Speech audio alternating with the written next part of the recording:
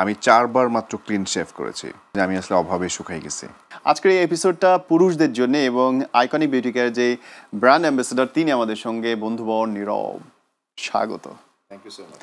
পিয়াল কি সত্যি কথা বলবো, হ্যাঁ পিয়াল কি অ্যাকচুয়ালি ডিড হি পে নাকি জোর করে করাইছে? প্রচুর অনেক টাকা দেয় পিয়াল সত্যিকার অর্থে, এবং ব্র্যান্ড অ্যাম্বাসেডর জিনিসটা যেমন যতটুকু ওয়েটফুল ও ওয়েটফুল একটা অ্যামাউন্ট দেয়। অ্যাকচুয়ালি প্রোডাক্টটা কেমন আইকনিক বিউটি প্রোডাক্ট? আমার কাছে মনে হয় যে এটা যারা ইউজ করবে তাদের যে একটা আইকনিক একটা সোপ হবে সবার জন্য।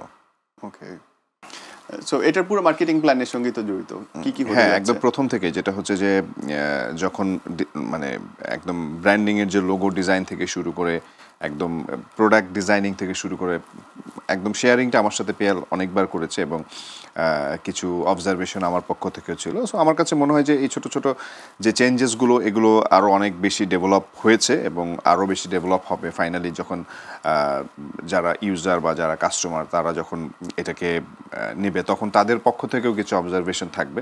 সো সব মিলে আমার কাছে মনে হয় ফাইনালি জিনিসটা ভালো হবে। Good in shape.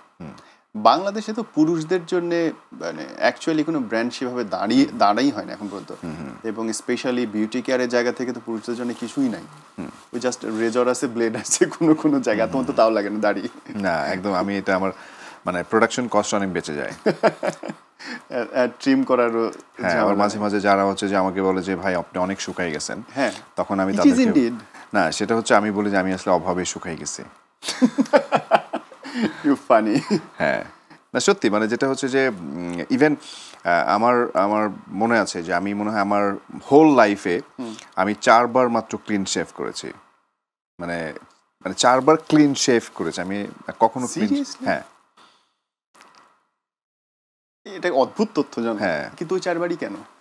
না মানে একবার মনে আছে আর কি, এরপরে আসলে কখনো করা হয় নাই। আমার মনে হয় যে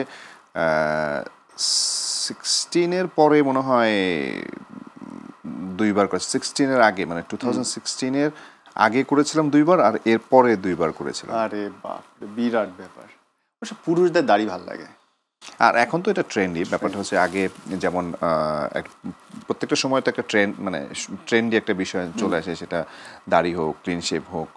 যেমন আমরা যদি বলি যে আসলে ক্যারেক্টার বেস কাজ করার জন্য যখন আমরা যাই তখন দেখা যায় দাড়ি বা থাকবে কি থাকবে না সেটা কিন্তু ডিপেন্ড করছে ক্যারেক্টারের উপর। এখন ওইটাই ভালো লাগে আসলে, ক্যারেক্টার অনুযায়ী কাজ করতে। এবং এখন তো বলা হয় যে ক্যারেক্টারেরই সময়, কারণ এত ওয়েব সিরিজ, এত ফিল্ম, এবং ওই আগের গদবাঁধা গল্পগুলোই তো এখন না। এখন তো মানে এক্সপেরিমেন্ট করার অনেক জায়গা। সেটা মনে হয় না নিজের? কারণ আমার মনে হয় যে এশিয়ান সাবকন্টিনেন্টে যদি ছবির আমাদের যে ট্রেন্ডটা চালু হচ্ছে সেটা ইরানি ছবিতে হোক, ইন্ডিয়ান ছবিতে হোক, পাকিস্তানি ছবিতে হোক বা মালয়েশিয়ান, এই অঞ্চলগুলোর যারা মানে হিরো বা হিরোইন আছে তারা কিন্তু আসলে নতুন করে উপস্থাপিত হতে চায়। আমার কাছে মনে হয় যে টম ক্রুজ যদি এখানে এশিয়ার কোনো ছবি করতো তখন কিন্তু টম ক্রুজও কিন্তু অনেক ডিফারেন্ট লুকে আসতো। হ্যাঁ, না নাচলেও যেটা হচ্ছে যে লুকটা হয়তো দাড়ি টাড়ি দিয়ে চুল বড় টড়ো করে কিছু একটা করতো, বাট ওইখানকার ট্রেন্ডটা আবার ডিফারেন্ট।